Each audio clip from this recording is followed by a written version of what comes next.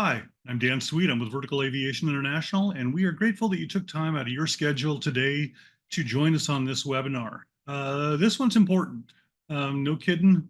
I don't think it came as a surprise to anybody that the FAA has mandated SMS for certain Part 135 and other operations. And so we wanted to make sure that everybody who did not already have an SMS program would be able to get some assistance or get some ideas or get some thoughts, maybe have some questions answered on how to get your SMS program implemented in your company.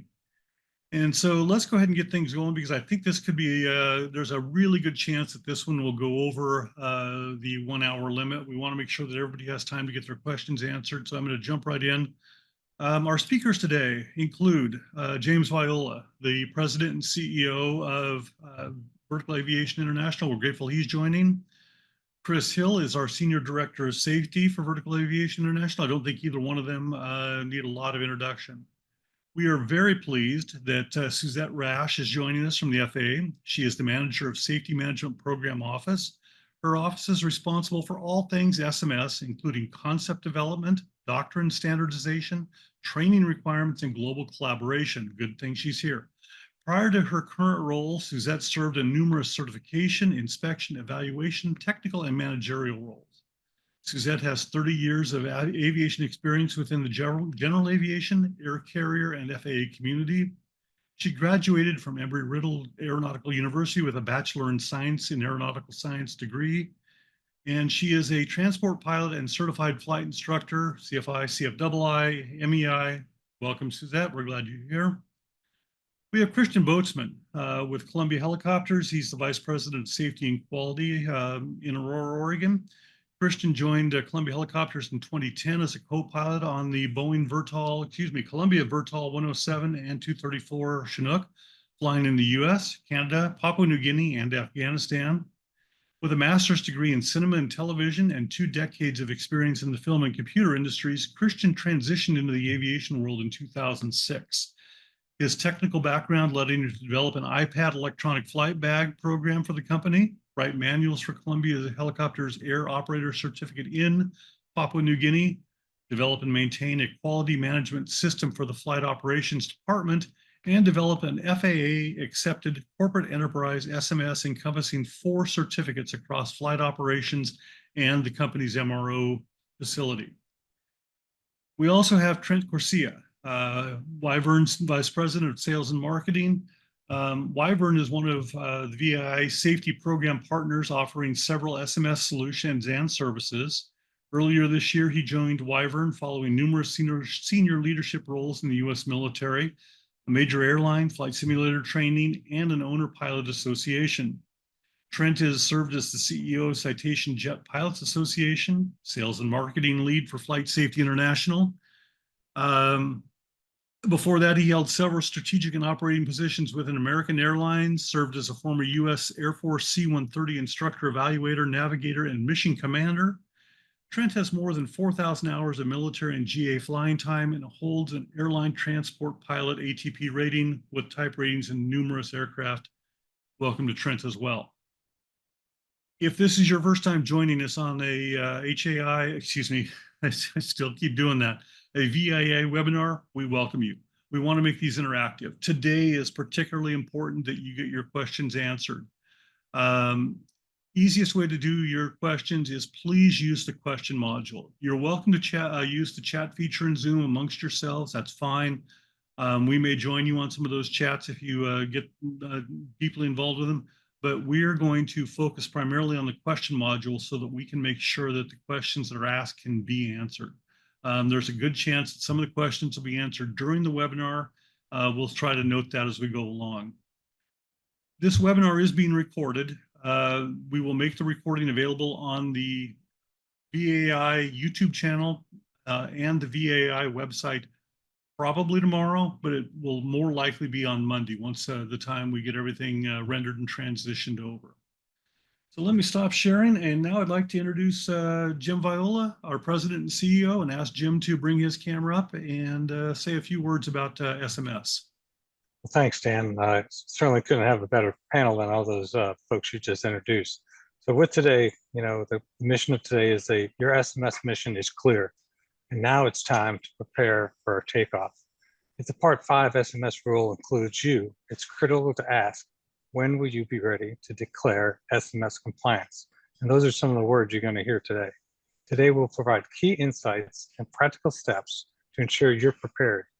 With the recent expansion of Part 5 SMS rule, now including Part 135 certified holders and also Part 91.147 LOA holders or applicants, it's more important than ever to understand and implement a safety management system, or SMS as most people are aware of. And you will now be able to support this by committed leadership and engaged employees at all levels. I mean, that's the key to a successful SMS. Today, the panel that we've got set up here and as introduced will help demystify the expanding rule and provide clear summary of its core requirements and who it applies to. It will also underscore important challenges that may affect how you track and manage operational risk. So we'll share tips on completing an internal self-assessment, identifying gaps, and utilizing assessment tools. Hopefully, the goal today is that you'll learn about solutions and services available to assist in SMS evaluations, including software tools, industry best practices, and other support services. We'll also outline critical steps for submitting your SMS declaration of compliance, from intermediate actions to long-term planning, and emphasize the importance of continuous improvement. Finally, you'll hear real-world experience from operators who have successfully navigated SMS implementation, sharing their challenges, successes, and practical tips. Whether you're just beginning with your SMS journal or looking to refine your existing process, the intent of this webinar will be to help you get on course and on glide path and be more confident of the equipment and the knowledge and tools you need to declare SMS compliance. Lastly, we'll address your questions, question and answer period, in a dedicated session, ensuring that you leave with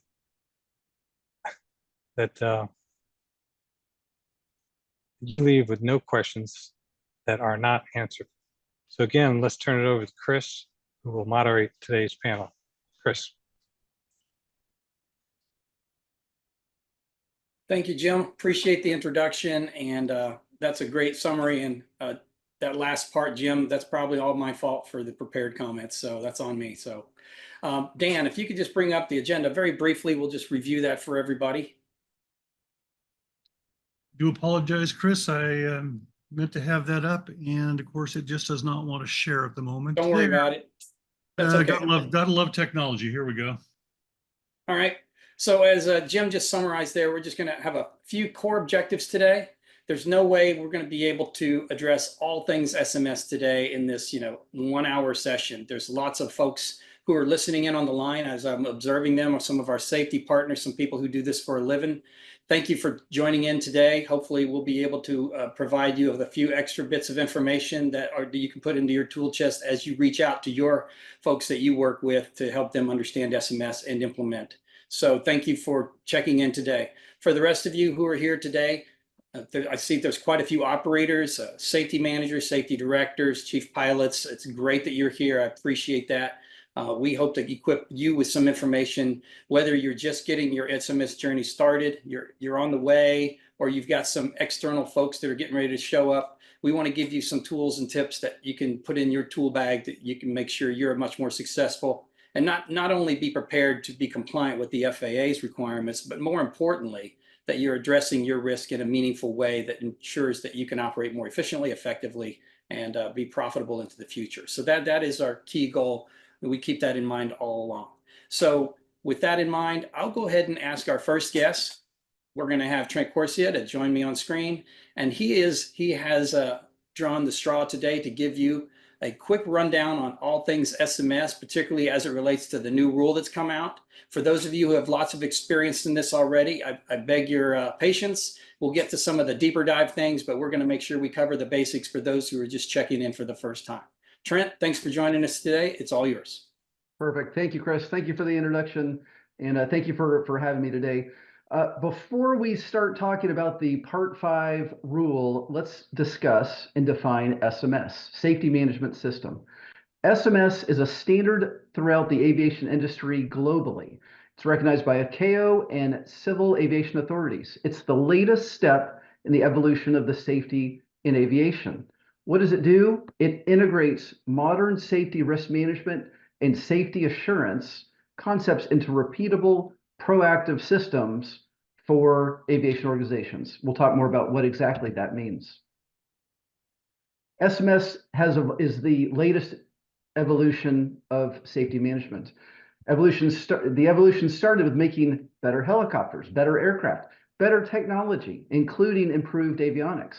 Then it evolved into crew resource management, maintenance resource management, and human performance. Now we have evolved to SMS and organizational performance. Each approach significantly increased safety across the board. SMS is safety decision-making in the organization, where it's examining the operations and the decisions around these operations. Safety is top-down, bottom-up, among and across the peers. Everyone has a role, everyone has a voice. This is not just for pilots, it's for maintenance, it's for frontline, office, everyone that's part of the team. SMS is a no one size fits all. The FAA expects each organization to develop an SMS that works for them and their unique operation. Essentially, SMS is just as important as other business processes, such as the annual budget review and those type. Again, it's all part of working together. The basics, there are 4 components of SMS. SMS has continuous improvement of safety through these specific methods to predict hazards from employee reports and data collection. What is a hazard? It's any condition, event, or circumstance that could induce an accident. All accidents and incidents involve hazards.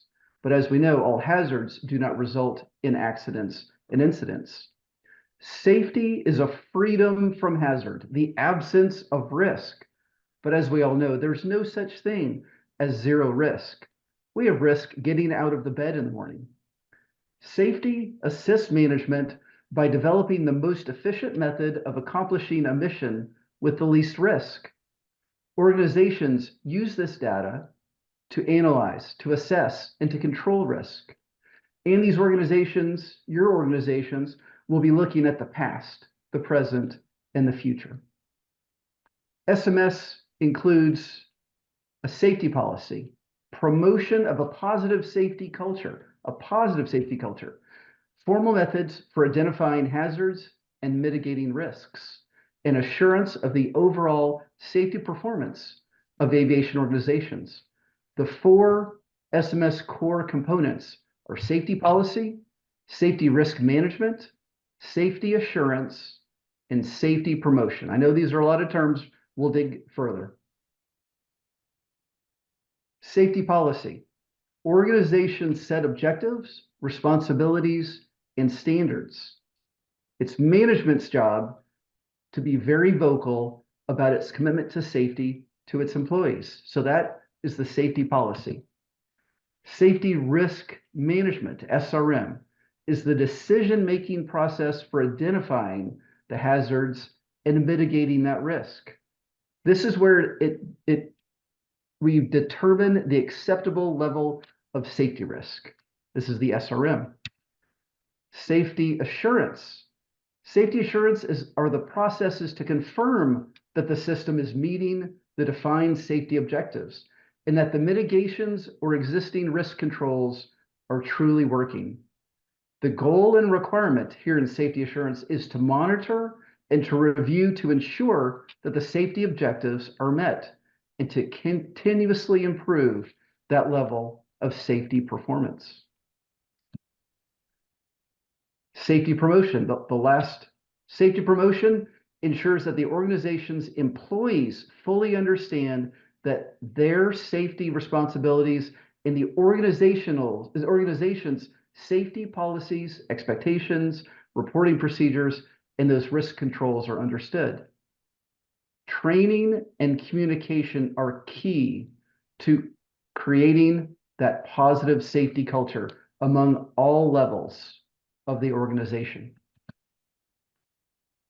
So in summary of these core components, SMS does not have to be large, complex, or expensive to add value. There must be active involvement by the operational leaders with open lines of communications, as I said, up, down, and across the workforce. Everyone, as I said, everyone, not just pilots, not maintenance, not frontline, everybody remains vigilant, looking for those new hazards and identifying that risk and having, again, that clear, open communication. Everyone knows that safety is an essential part of their job. Now, I just want to show you, here's this figure from AC 120-92 Delta. We're not going to dig into it, but you can see this is how on the left side a safety assurance works, the system monitoring, the data acquisition, analysis of that data, system assessment, corrective action. So again, you can see, again, you'll see this in the recording, but again, it's in the AC if you want to dig and learn more. How does a safety assurance and safety risk management work together? Now, who must comply with this? I got this directly from the source. It's as we know, this has been a rule for the 121 for a long time. As Jim and others had said at the beginning, this is for certain certificate holders, commercial air operators.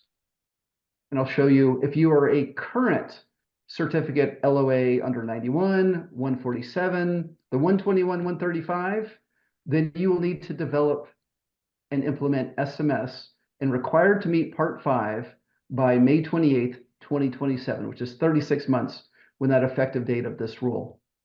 Now, once the service provider has developed and implemented SMS in their organization, it's not that you intend to, it's once you have developed and implemented and you have an effective SMS in your organization, then you will submit a declaration of compliance to your local FAA office, again, before the end of May. Current 121 operators will have until May 28th, 2025, if that includes you. Now, I spoke about the Declaration of Compliance. What is it? It's a legal document that states that you have developed and implemented SMS. That meets the Part 5 requirements. What must it contain? You can see those 4 bullets: the name, certificate number, address, confirming a statement that you've developed and implemented the SMS, and signed by the accountable executive or another senior management official.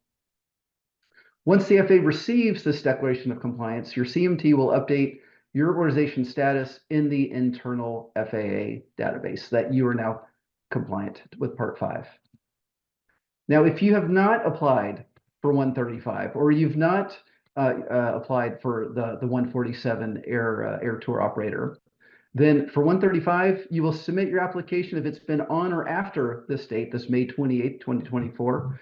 You will be required to show that SMS and validate that SMS is working within your organization. If you're an air tour, you've got same thing. You'll have to submit your application. And applicants that have submitted for 147 prior to May will have the 36-month, again, as you can see in these bullets below. Now, that's who must comply. The FAA has certain exemptions, and again, this is listed in that AC I mentioned earlier. The FAA decided not to require certain requirements within Part 5 for operators that have a single pilot as the sole individual performing the operation.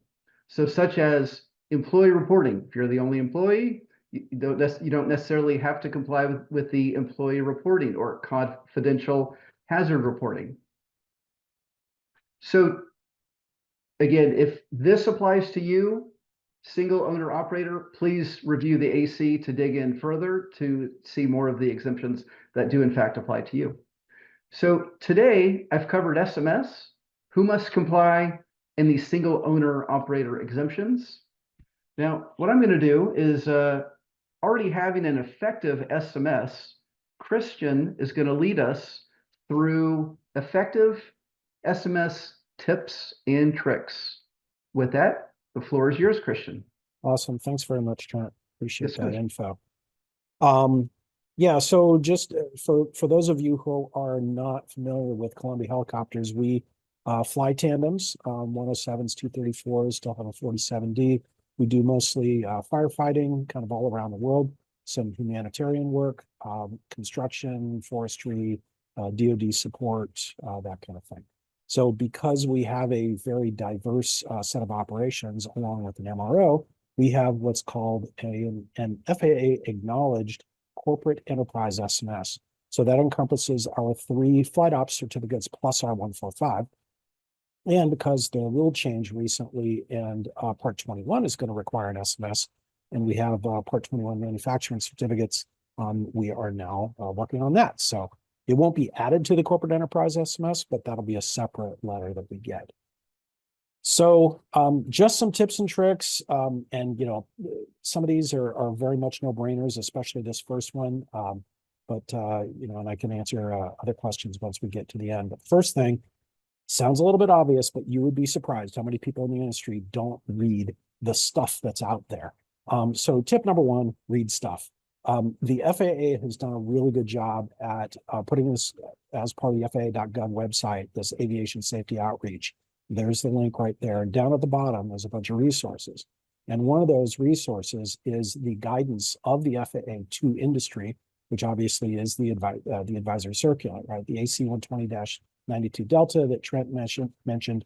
There is a ton of good information in this. So it's about 100 something pages long. And skim it if you need to. I'm going to come back to why this is going to be important. Also, read the regs. It's a lot shorter than the AC, and it's really truly what you're going to be held to.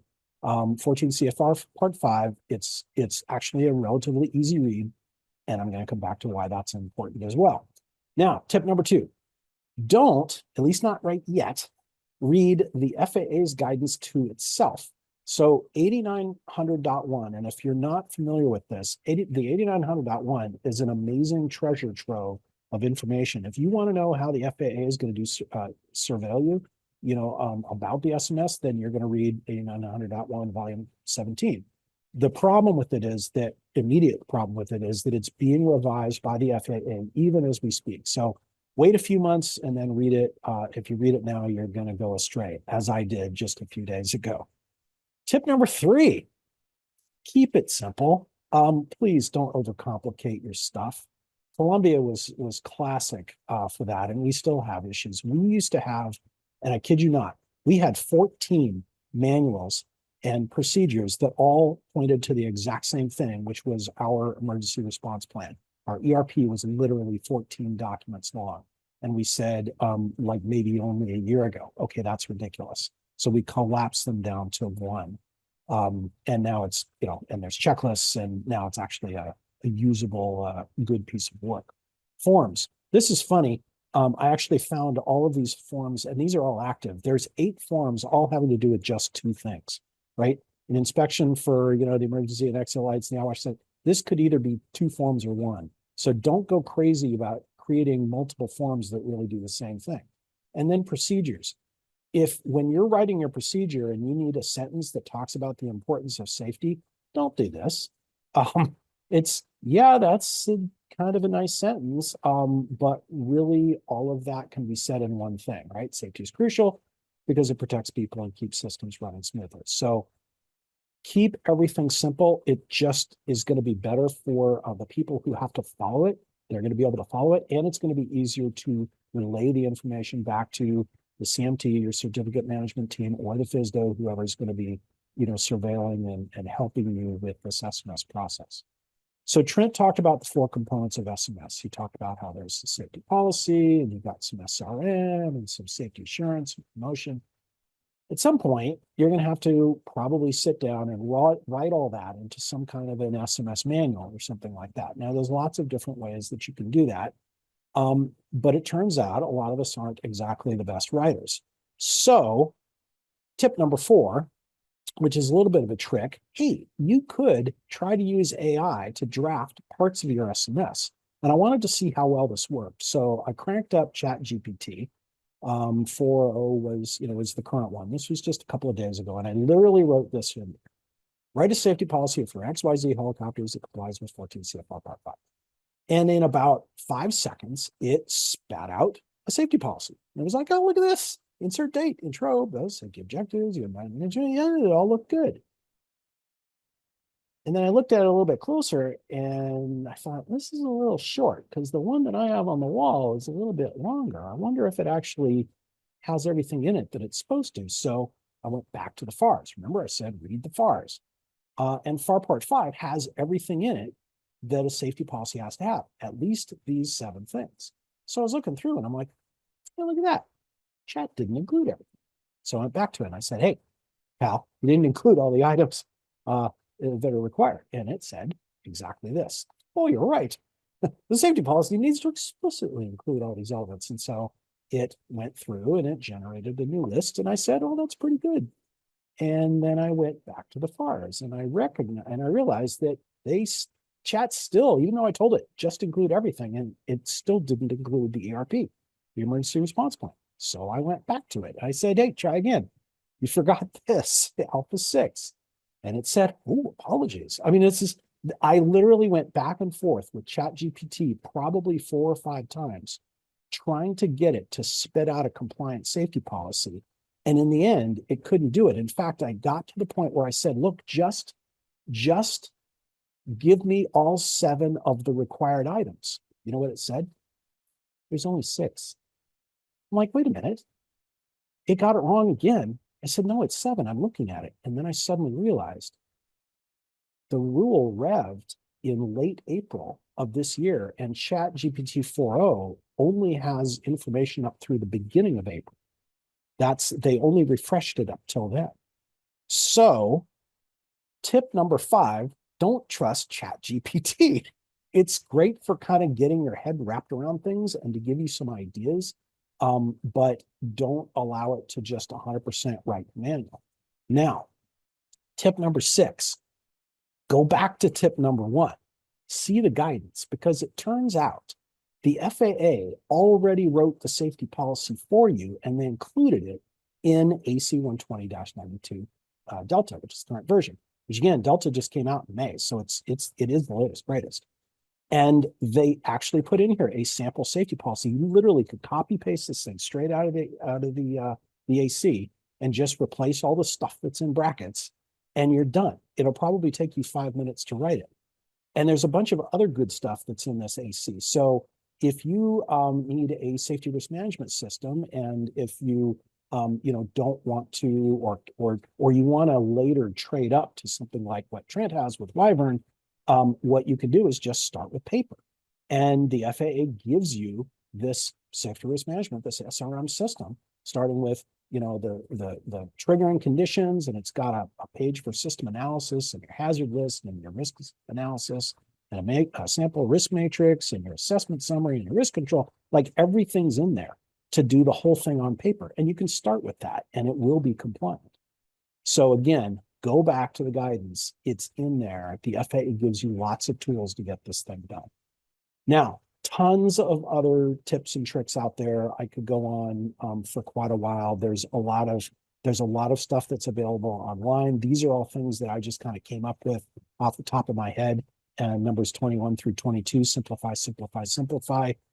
In the end, there's really just the last tip here is really the most important, and that is make sure that your SMS is effective.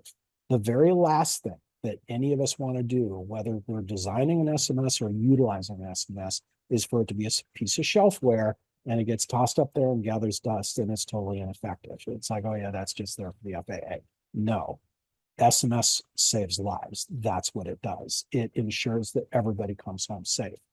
How I knew that we had an effective SMS when we were in Papua New Guinea, which was prior to us getting our corporate enterprise SMS, was when one of our pilots out there utilized the SMS, specifically the SRM, Safety Risk Management section, to work with our customer who said, hey, Columbia, I need you to take that load up to 10,000 feet. And by the way, it's going to be at your max gross weight. It's a super high DA, and you're not even probably going to have enough fuel to get back. And our pilots ran it through the SRM process to show that, no, that is company unacceptable. However, here's some possible controls that we can utilize. If you provide this stuff for us, then we'll rerun it. And sure enough, that's what happened. Customer worked with us, and we were able to do the lift, very safely, very efficiently and effectively. So that's the power of the SMS. Everybody thinks, oh, it's just a book. It's like, no. These are actually tools that when you let your pilots and your crew know how to use them, they actually become valuable. They will save lives, I guarantee it. All right, enough about me. I want to invite the rest of our panelists back to the screen and open up their mics, and we will have some Q&A.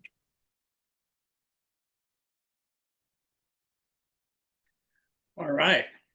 Christian, Trent, outstanding, great presentations. I think you've covered a lot here from Trent's point of view, just getting the baseline set up so everybody has a clear understanding of the basics and what's new. And Christian, for giving us all those extra summaries. Real quick, just an admin point. For some of you may or may not be having any success accessing the chat feature, but I do understand that you can see the chats that we've put in there.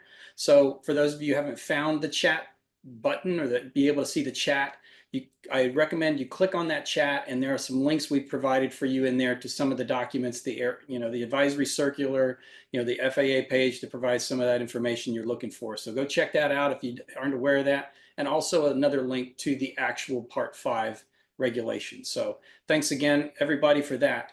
We do have some questions that are flowing in, and surprise, surprise, a lot of them are probably going to be needing to be answered by Suzette. So welcome to the panel, Suzette. We'll be sending some your way here in a second. So the first question I'm going to ask you is kind of a two-part, because I'm going to ask a basic question, and then I'm going to roll in a question from Joe related to that. So I'll break it into two parts. So what is the difference between a declaration of compliance and a statement of compliance, and which one is required per the Part 5 rule that was just updated? Thank you, Chris. Yeah, that's a good question. We get that a lot. Most of you are familiar with the compliance statement, which is what you put together when you do your initial certification, and you're telling us how you comply with every single reg. For the Part 5, we went out and we said, what we want to do is get you out there utilizing your safety management system quicker, because that's where you're going to get the value of a safety management system. So the rule came out and it said you're going to do a declaration of compliance. So what that means is you're going to, as Trent said, you're going to implement your SMS. When you've designed and implemented your SMS, you're going to come to the FAA, and it's going to be your FSDO or your CMT, that your local FSDO or CMT, and you're going to give them a declaration. Again, thank you both, Trent and Christian, for referencing the AC, because that's where it's going to tell you the exact information you need to put in there. It's your organizational address. It's your code for your certificate holder. And it has to be signed by the accountable executive or senior executive. You submit that, and you're telling us, I declare as a service provider that I have designed and implemented my SMS and it meets the Part 5 standards. Once you do that, they will acknowledge that in whatever way that local FSDO or CMT does that normally for any of your submissions. So it may look different between one organization and another. Once they do that, we are assuming that you have, because you declared to us, you have met all the regulatory requirements of Part 5, and we'll start doing our oversight at that point as if you have an SMS. Okay, thanks for that. Looks like you answered the bulk of Joe's follow-up question about declaration versus FSDO versus CMT, CMO. So if he's not 100% certain who his CMO is as part of a Part 135 HAA operator, I'm sure that he could reach out to the local FSDO or reach out to the CMO and find out who the point of contact is. I would guess you're going to answer with, if you don't know who that person is, you probably need to fix that right away, so there's no doubt about who you're working with, because you need that open communication with your respective FAA representative in the area. Correct. It's your principal inspectors that are in there all the time saying, hey, I want to look at your training program, or hey, I would like to look at your loading of your aircraft. So that's who you're going to go to. If you're not sure, yes, Google is great. Google local FSDO and your area and they'll help you out. Okay, great for that. Thank you. We have another question that's come in from Chris Young. If an operator already has an SMS implemented, do they have to submit an implementation plan as stated in 5.19 before submitting a declaration of compliance? No, so, well, let me correct that. So Part 21 operators are the only ones now that have to have an implementation plan. There is no requirement for 135 or 91 or 121s to develop an implemental plan or SMS implementation plan. So the answer is you don't have to do that. Okay, Except for great. Part Thanks. 21 operators. All right. So I think you've answered Luca's question. It says, what does a Part 21 SMS look like and what risk are we looking to mitigate? So any follow-ups on that? That is actually a little bit outside of my wheelhouse. That we are working with AIR on what that looks like. They are developing and updating their guidance. So again, as Christian said, the current guidance is probably not your best resource, but the AIR department is looking at what that guidance looks like, and we're aligning with them to make sure our terms and everything is aligned. All right. So I'm going to it looks like I'm going to be coming to you a lot today, Suzette. So thanks for your patience. For my other colleagues here, if you hear something that applies to what you've experienced and anything you can offer as a supplement, please dive right in. Is there anything you've heard so far you'd like to supplement? Or you want to just keep going? All right, let's keep on trucking because the questions are flying in. All right, so it sounds like you answered Joe's question, so he says thank you. Next one from John. I'm in the process of updating my single pilot 135 to a full 135. Do I have until 2027 to incorporate the SMS, or will you just roll that into the update now? So for that, if you're updating from one type of 135 to another type, it's going to depend on if you have to go through the certification process. And without knowing all the details of your operation and what you're looking to expand to, I know right off the top of my head is if you go from a 135 to a 121, you have to get recertified as a 121. At that point, if you're doing a certification, when you get that certification, you have to have a SMS at that point. So if you're just going and your updates don't include the certification process, you would have the 36 months to implement the SMS and declare the SMS within your organization to your FSDO. Okay. Thank you. Appreciate that. So this next one comes from Nicholas. I'm going to see if I can offer, Christian or Trent to maybe offer your personal perspective. I think we've answered the question, but let's just go ahead and tackle it anyway. We are a small to medium-sized flight department at our organization. We're in the process of overhauling our SMS and including using third party for oversight. That's what makes me think about Trent here. We operate Part 91. However, we are non-rev. Our flight department and all of its employees are an internal department to our company, power and water utility. We do not operate under public use. Do we need to submit an SMS plan to the FAA? He thinks you've answered the question that might only apply to 121. Let's get your thoughts on that. Trent, go ahead and give it a first try. Does that resonate? Yeah. I'm thinking for this case, if they are 147, they're not Air Tour and they're not 121 or 135. So it's always best if you're not 100% sure, call your local FSDO and ask them instead of relying on what I may provide. I would think not. My gut says no, but I would call your FSDO to confirm. Okay. Anything to follow up there with anyone? I do want to just stress that we are not requiring implementation plans anymore. So if whatever you're doing, I'm not saying do not create one and do that within yourself, but the FAA does not need to see it, validate it, and approve it like we did back when the 121 rule came out for Part 5. Okay, thanks for that.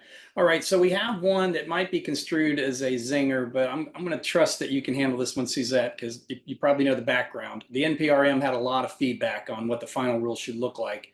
Jason asked, why did the new requirement not mandate a director of safety position under Part 119?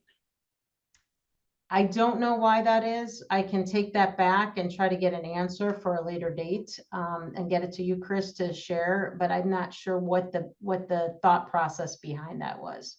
Yeah, I didn't read all of the justifications because it was very long on the NPRM feedback. I'm not sure if that one was addressed individually or not, but yeah, thanks for the question, Jason. Sorry we don't have an answer for you right away, but that's a good question, just to understand the background. My guess is, part of the cost benefit analysis came into play and what's manageable on the part of the entirety of the applicability on the rule. So if I'm a guessing man. All right, so Andre asked for a Part 135, 133, 137 operator. What is the FSDO oversight? Site visit frequency, random checks, or incident based? So this is good, speaks to the larger question about surveillance and how you guys plan on doing this as part of a standard periodic. This is best answered by you, Suzette. Can you answer that question and just give a broader perspective as well? Yeah, and so that's a good question, because what we're messaging and what we want everybody to realize is, and I think Christian brought it up, we don't want your SMS to sit on a shelf. The safety management system and the benefit of safety management is to be intertwined into all of your processes and procedures. So when we go out there and we oversee your organization, we're looking at all your technical processes every time we go out. And depending on what CFR part you are, depends on how often we come out. We've looked and we've overhauled our oversight tools to then now look and direct our inspectors to look at the safety management principles within that and give them a recording area to do that when they come out and look at the technical processes. So in essence, we're looking for your performance of your safety management system and the effectiveness of your safety management system every time we come and look at your technical processes. We are also looking at just the whole entire system of the safety management and how it's working within your entire organization. Again, as a individual look when we come out there. And again, that frequency will depend on which CFR part you are. And that's also just for me, that's what we've experienced. So the FAA, because we're relatively close and we have a lot of buttons for our FSDO to press, they come out and do oversight on us quite a bit, not because we're a bad operator, but just because they're able to check a lot of boxes. And they'll tie stuff back to the SMS. They were here for a CAS meeting and they said, okay, so that event happened. How did that fit into your SMS? Kind of show me that closed loop. And so they did tell us, okay, well, expect us, about annually, but they're constantly doing these kind of, it's a random, but it's more casual than that. All right, thanks for that, Christian. So we've got one question from Mark directed at you, Suzette. Everybody's favorite topic, DCTs. Suzette, can you explain how the FSDO uses DCTs to manage the operator's SMS declaration? And will this occur incrementally over time, or is it kind of a, at the end of the period, so to speak? So if I'm reading into this a little bit more than what he put down there, I believe in the past we used data collection tools, DCTs, to do a validation of the design of the SMS. So we're not doing that this time. So once you do your declaration, again, we've assumed that you've done whatever validation of that design, whether it's using our data collection tools or your own type of validation tool to make sure the design meets the Part 5 requirements. Once you declare to us, then like I said, we've overhauled our tools to look at the performance of your SMS, which we feel is much more worth our time. However, we are going to look at the design to make sure we can put the standard in to say, okay, what did you design that we can look at when we look at your safety promotion piece or your safety assurance piece.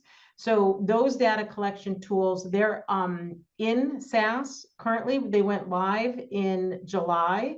You can see those data collection tools that we utilize within the DRS, the Dynamic Regulatory System, and you can pull those out if you want to look at what we're going to be looking at when we oversee your technical processes or the SMS. All right, thanks for that, Suzette. Just to pause for a beat, for those of you who are not familiar with DRS and what that means, that's probably something you need to get back up on board. So use some of those resources we provided in the chat today to get started. And if you still have questions, reach out to your FSDO or your CMO. I'm sure most people understand that. For those who are new to the game, so to speak, you'll need to have a keen understanding of that. A lot of the questions we've had so far are kind of varsity questions. So I'd like to pause a beat for those who might be too shy to ask a question because they're like, I don't want to embarrass myself. So let's just go around the horn real quick, and I'll start with Suzette. I'll make a comment. What's the first step I can take today that will not cost me anything but time and effort?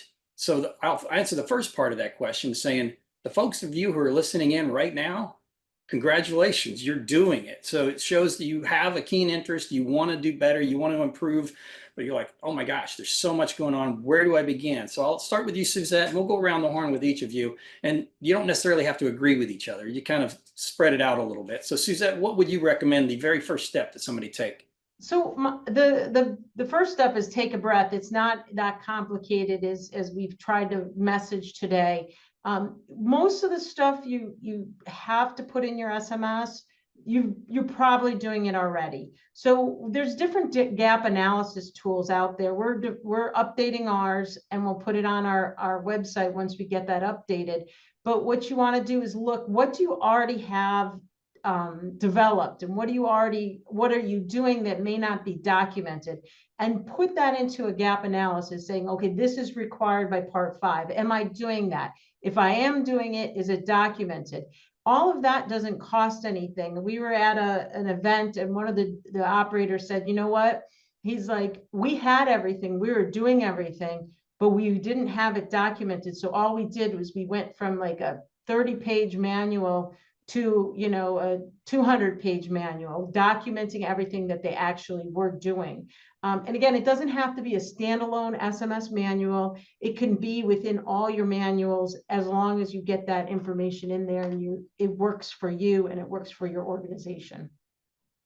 Perfect answer. All right, Trent, I'll go to you next. So just full disclosure, VAI is partnered with 4 different organizations that provide SMS services. This isn't a commercial. There's many ways to get to the information you need, but Trent represents one of our providers, Wyvern, and they have some free resources you can get to. So I'll ask Trent to go ahead and talk about that a bit, and I've popped it into the chat window for those of you who are looking for those resources. Trent, go ahead.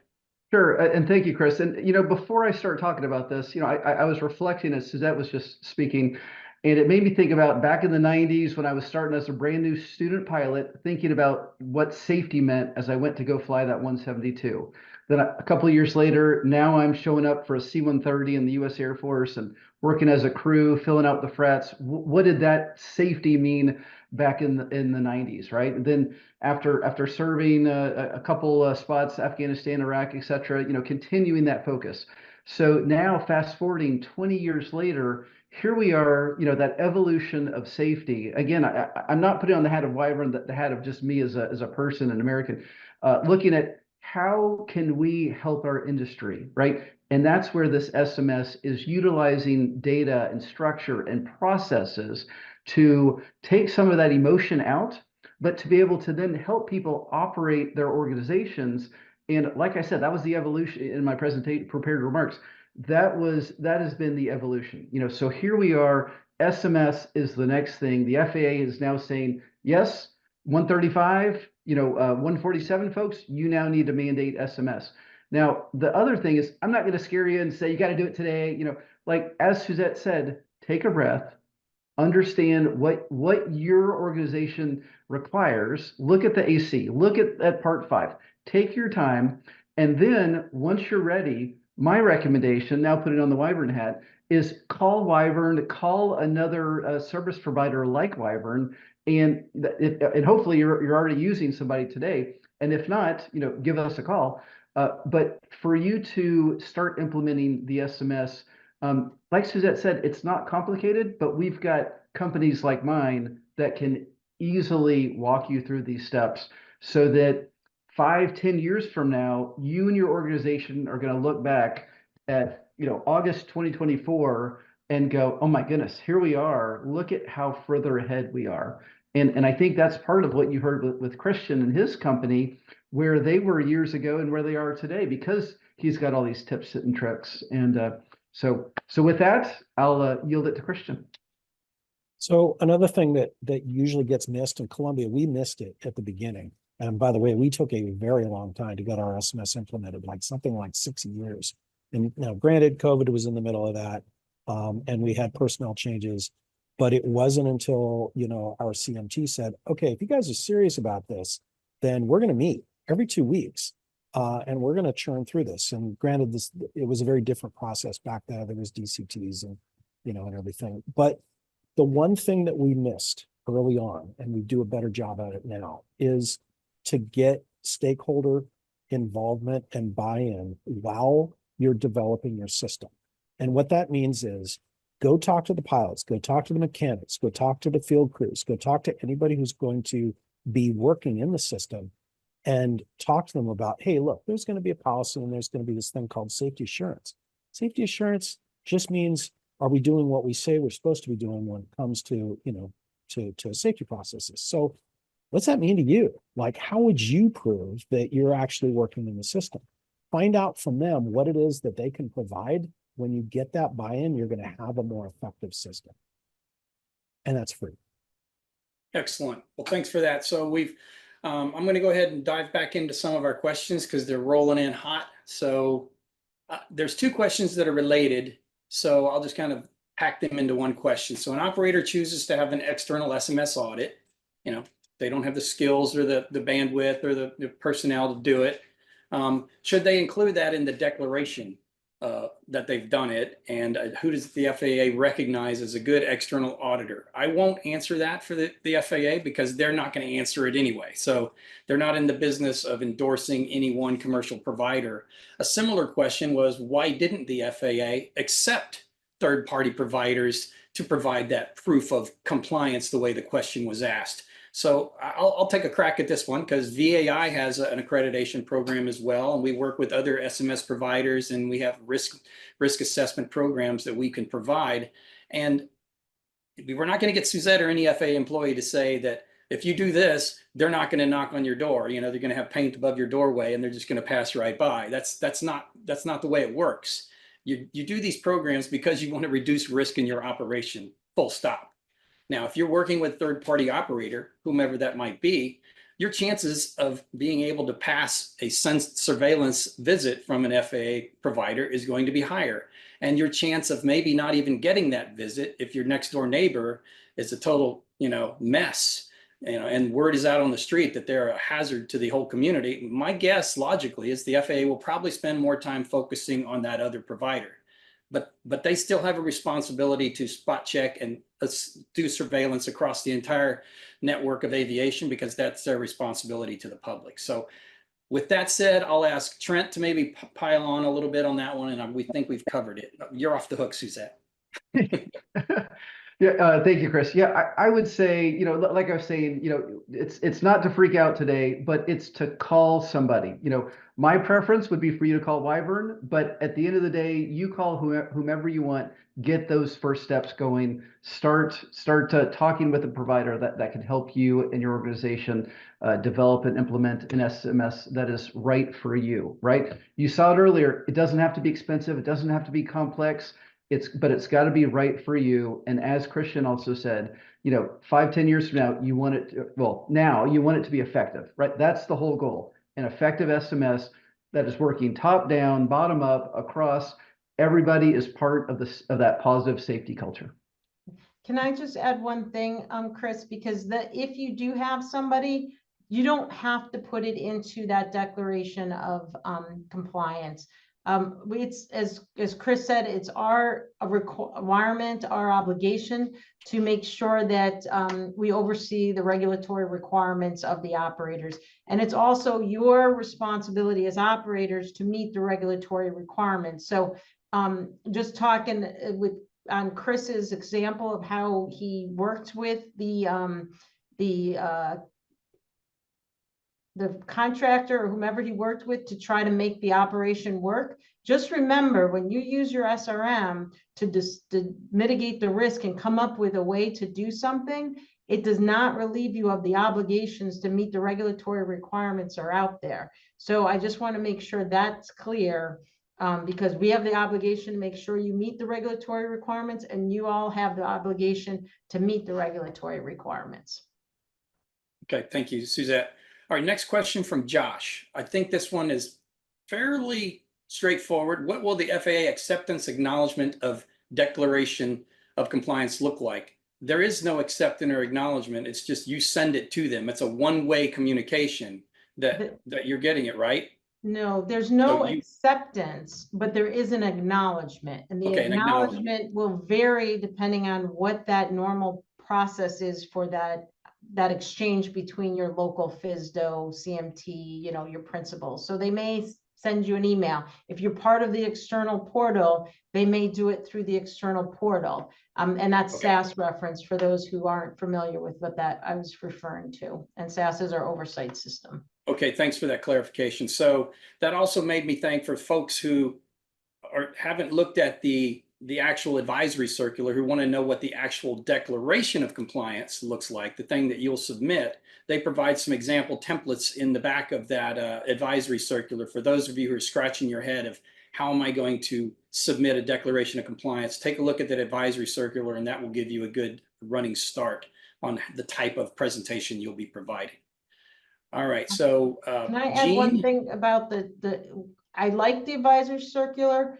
I like all the templates that we have, but again, whoever designs your system or using our templates, make sure it fits your needs. We don't want you to use a template because we put it in there and it doesn't make any sense for you. So whatever you design, make sure it meets your needs. Thank you. Yeah, one red flag is if you have ABC aviation throughout your entire SMS policy and your company doesn't have that name, that might get a little extra attention. So make sure it's yours, catered to your unique requirements, needs, risk, that sort of thing. Good point. All right, so we've got a question from Gene Hill, no relation, but hello, Gene.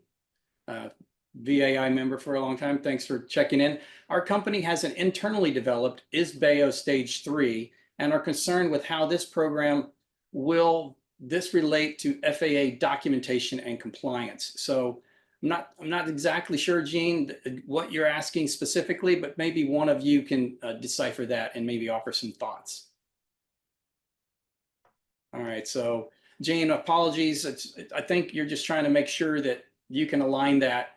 There's a lot of folks out there who are really good at doing differences and alignment matrices to make sure what you're doing here aligns with the new rule. Wyvern's got, something they do, and I'm sure a lot of other providers out there can provide a little bit of maybe just a quick little third-party coaching to make sure that what you have meets the standard if you have some doubt. Barring that, Gene, give us a call and we'll get you connected with the right people for your answer. Okay, next question coming from Jason again. Where does the procedure of a systems analysis fit into the SRM process versus a systems description? Suzette, any ringing a bell? Well, yeah, I see Christian went off, but yeah, they're separate. But let's give Christian an opportunity. Yeah, there you go. Well, Dive in. I'll get it wrong. So you and Ed can jump all over me. But from my third grade education type of mind, the way that I remember us designing the system description in an SRM is what's the thing you're talking about, and then system analysis is what happened in a way. That's a very, very simplistic, but so the idea of system, and by the way, this is kind of it's an interesting term that's used in the SRM because you're always talking about anyway, that's kind of how that multi-step safety risk management system works is a system is just the thing that's being looked at. So, and it's emphasized by the FAA and then the AC and everything else that any kind of a change from baseline within the organization needs to have an SRM done about it, right? So if you're gonna, and some things are big, like we're gonna begin a new location or something, anything that's really a big change from baseline. So including, by the way, all of your documents. If you have a document change, it needs to run through that SRM process. And so in that case, the system description is going to be literally just the document number. And then the analysis is, okay, well, this is our, ERP. Okay, what happened to it? Well, we modified it for these reasons. Okay, what's the safety risk involved? Well, we identified these hazards. It's going to take some additional training. Okay, what are you going to do about it? What are your controls? So that's kind of, it's really kind of at the beginning, but that's how I interpret it. Suzette? Yeah, I'd have to agree with you on that. Again, the SRM, some people can make it very complex. So just make sure you're right sizing your SRM for your organization. And I want to just emphasize that it's not necessarily every change that you make. There's some 4 triggers that require you to do an SRM. And when you hit one of those triggers, that's when we're going to be looking and saying, oh, you know what, did you consider an SRM? And then we're going to say, you're going to say, hopefully, yes, we have. And then we're going to look at that SRM process, the process you designed, whatever that works for you. And we're going to look to see if you made it through that process and you've identified the things that you were supposed to identify per the regulation, and you have the records that are required by the regulation. All right. Thanks for that. Okay, so we've hit the top of the hour, just rang right past it. So we've already pre-coordinated with all of you that you're willing and able to continue for a little bit of overtime. And for those of you who have a hard stop, we thank you for checking in, and we will have this posted as a recording later on. Dan will talk a little bit more about that for those who stick with us. So with that said, let's go ahead and answer a couple more questions here. We've got one from Cajun Chopper, by the way, nice name. Are there plans to add an op spec for the SMS similar to A449 for the DNA program? Is that something we can answer today?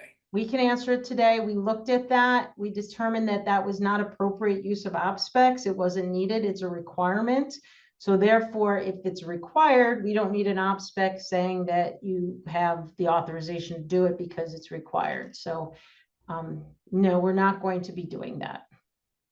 All right, great. Well, thanks for that. Okay, it looks like we've got another question that I think Chris Young sent in a question here. I'm looking for that. Sorry, Chris. It's scroll. There we go. Oh, my bad. I went ahead. It scrolled. You answered it offline? I answered it. Can you go ahead and tackle that for everybody else too, so who didn't see it? Yeah, so it's an interesting idea. So the new regulation, new 14 CFR Part 5 added a requirement for the safety policy to have a code of ethics, which really tripped us up because we thought, well, is that another document? And what's supposed to be involved? Turns out the AC literally says this is the code of ethics. And again, just like Suzette said, you have to believe it. It has to be right for your organization. So don't just copy paste it. But there's an example in the AC, and all you do is you put that one sentence as part of your safety policy. You don't have to rename it. You don't have to label it safety policy and code of ethics. It just has to be in there. So what we did was, I can't see it from this far away from the wall, but it basically says Columbia's code of ethics is, and then we put in the requirement. Okay, great. Thanks for tackling that. Yeah, it just disappeared on me. You miraculously went in and answered the question for us. So thanks for the help there. So Suzette, I'm gonna hit one that I think is important that we beat up on this one a little bit. Trent talked about it a little bit in his presentation, the concept of a sole individual. And when I read the regulation about the sole individual, it was clear to me that it's a lot more than just being the chief cook and bottle washer. You're literally doing everything that is related to the aviation operations. So can we make it abundantly clear of an example of somebody who wouldn't have to abide by any of the new SMS rule, what that might look like, just to clarify that for us? Yeah, so just be careful because you said doesn't abide by all the SMS rules. There's certain carve outs and they're very specific for the sole individual. And if you look at those carve outs, a lot of them have to do with communication or emergency response and delegation of management authority. So when you look at your organization, and again, in the AC 12092D, it has some examples for us. But when you look at your organization, you say, who do I have doing the safety related items for my operation? If it's just one person, that's going to be the sole individual. So not all single pilots operations might apply for this.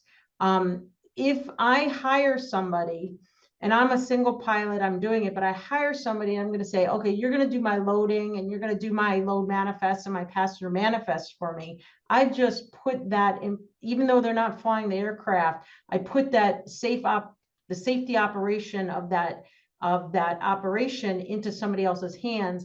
Now those carve outs don't apply to me anymore. However, if I say I'm going to have somebody fuel my aircraft, I would still be a sole individual, and that because that's just I'm still taking over the responsibility of making sure that that fuel is accurate, that my aircraft is fueled properly to the correct amount. So those are just two quick examples. There's more in the AC on what that looks like for the sole individual. Now, for the people who are in voluntary program, we mirrored the voluntary program to the FAA standards, the Part 5 standards. So we carried that same concept over to Part 145 as well. So if somebody wants to be in the voluntary program, those carve outs, if that repair station wants to look at that same type of criteria, they can get that same carve out as long as the safety of that operation is done by one individual. All right, thanks for that. There's going to be, I kind of intentionally walked you through the full exclusion thing, but don't make that assumption. If you're a sole operator, there's no version of you getting away with not doing any of the SMS rule. So that's the most important distinction. Dive in there and make sure that those carve outs, if they apply to you, verify through your CMO or your FSDO that they in fact interpret it that way. And if there's a dispute or a question, we can elevate it. We can work with some of our providers to make sure that that's abundantly clear across the board if there's a clarification needed. So thanks for that.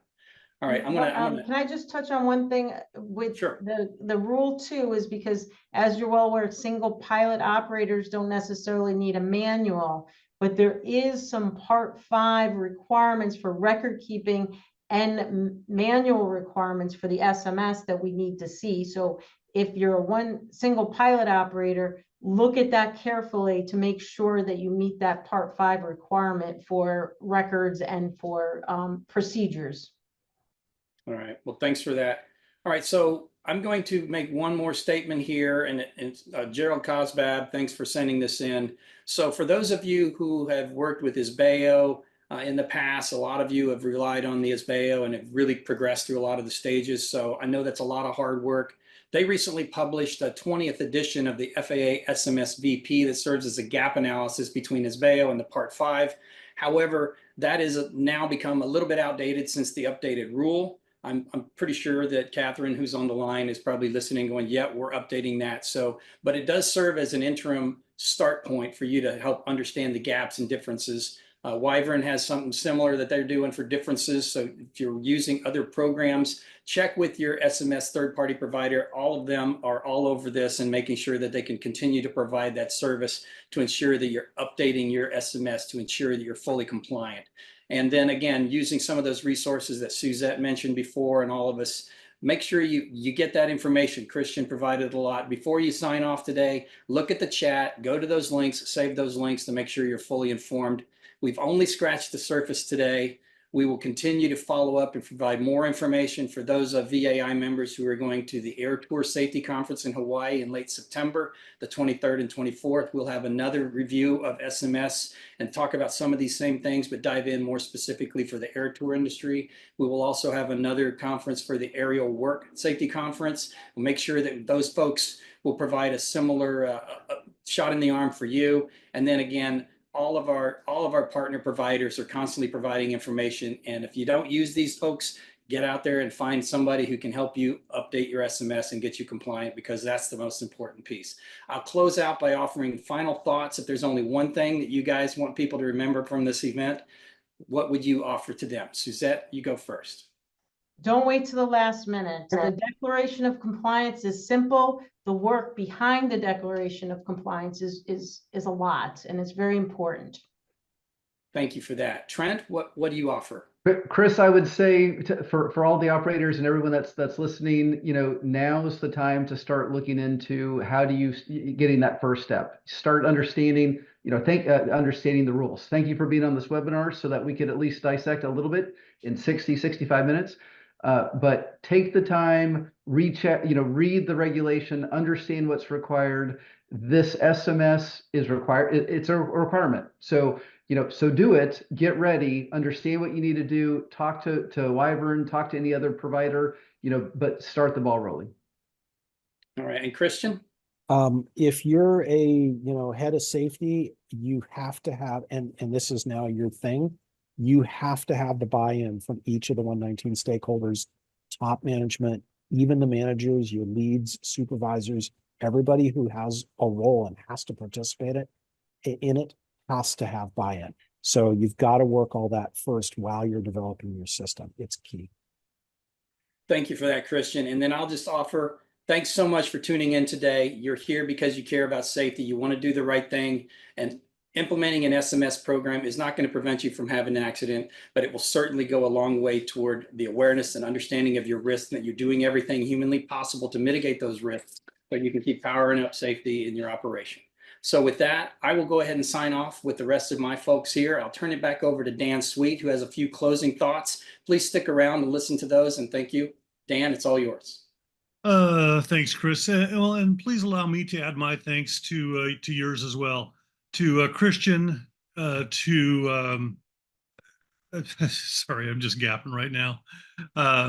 To Trent and to Suzette. The time you guys spent today to help improve our industry and improve safety, we are eternally grateful for things like that here at VAI. And we are also grateful to the people who took time out of their schedules to watch the webinar and participate with your questions, get the questions answered. I've got a slide with some additional information. Here we go.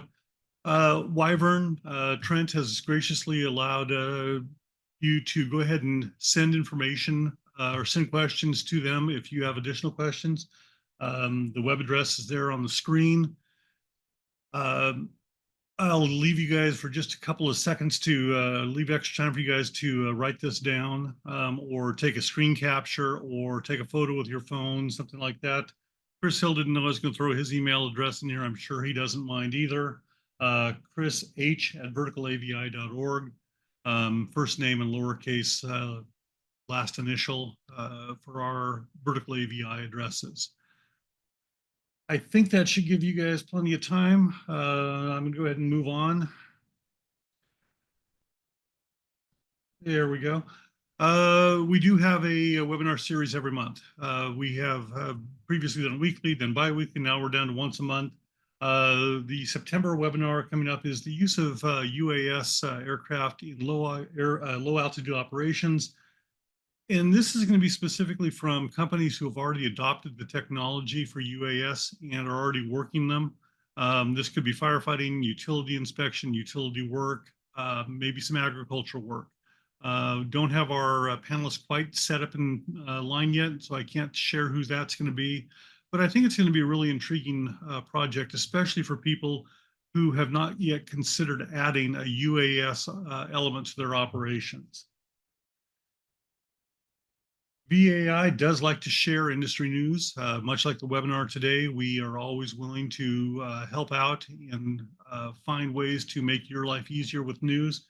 A couple different ways. We are going to be changing the name of our magazine here very, very shortly, and this web address will change as well. Rotor Magazine is an award-winning quarterly publication that we ship out. Has great in-depth stories and photographs, a lot of information about what's going on in the industry, things that are more in-depth that we can possibly talk about regularly. That's a free publication. I believe there's a chance that it could be changing to members only. If you live overseas, there might be a small stipend for mailing. We're trying to work that out as well. Rotor Daily is a daily news aggregator that covers all the day's news.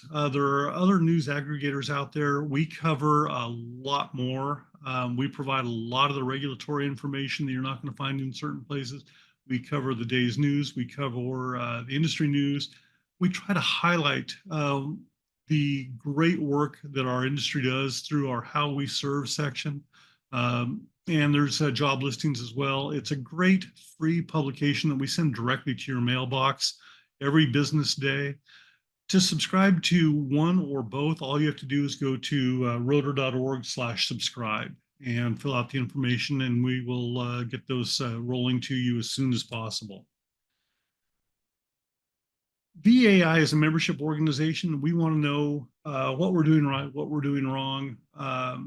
Give us feedback, please. Easiest way to do that is to contact James Viola. He joined us earlier this evening from the airport. He was on his way out for another aviation function. Please let us know what we can do. Send him an email. Tell him what you think that we could do better at, what you like that we're doing already. If you like today's webinar, tell him that as well. The easiest way to do it is send him an email at president@rotor.org, president@verticalavi.org with your comments and challenges. Thank you. That does conclude our webinar. We are grateful that you took time out of your schedule. We will have this recording posted and on the YouTube channel and on our website as soon as possible. It could happen as early as tomorrow afternoon, but it's more likely to happen on Monday. We do appreciate your time. Thank you so much.